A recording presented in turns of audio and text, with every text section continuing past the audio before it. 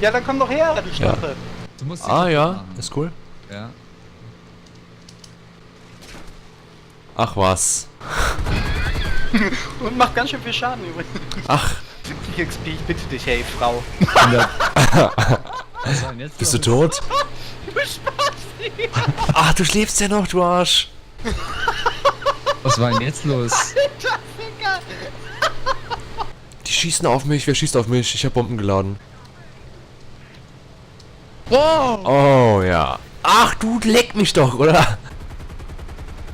Ah! Ich lebe noch.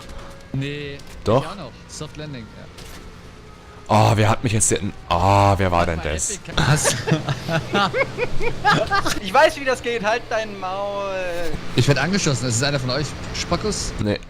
Nee, ich schieß auf den Tentacle Master. Ölmeer. Ah. Ja, ich muss aussteigen. Au! Nicht, ja? Ach, wer war denn das? Du bist Getroffen. mir voll in meinen Schuss geflogen. Ja, in meinen Schuss geflogen. Nein, ganz im Ernst, du bist mir total in Mein den Schuss Schuss. geflogen. Ja. Was kann ich denn dafür, wenn ihr mich so überholt? Also, Ich Fluffy schieß habe mich ich da- absichtlich abgeschossen, aber dich Was? Und lustigerweise war das Pizzabrot das einzige von den dreien, was geschnitten war. Ganz komisch. Ich werde dich nicht. töten. Wir benutzen Sony Vegas. Oh ja. Oh, ich hab... Die benutzen Sony Vegas zum Schneiden. Was? Ich nutze diese Opportunity und mach den Herd an. Frag doch Annalena, ob die das macht. Ich lache aus Protest. Ich mach chauvinistische Sprüche aus Protest. Slowenische? Chauvinistische. Ach, so. Ich dachte slowenische. Ja, slowenische Witze, natürlich. Oh, ich hab den Oberstream noch. Den Großvater-Porno, den Opa-Stream. Es ist eigentlich ein Spiel, ja. Erzähl die Falten. Uah!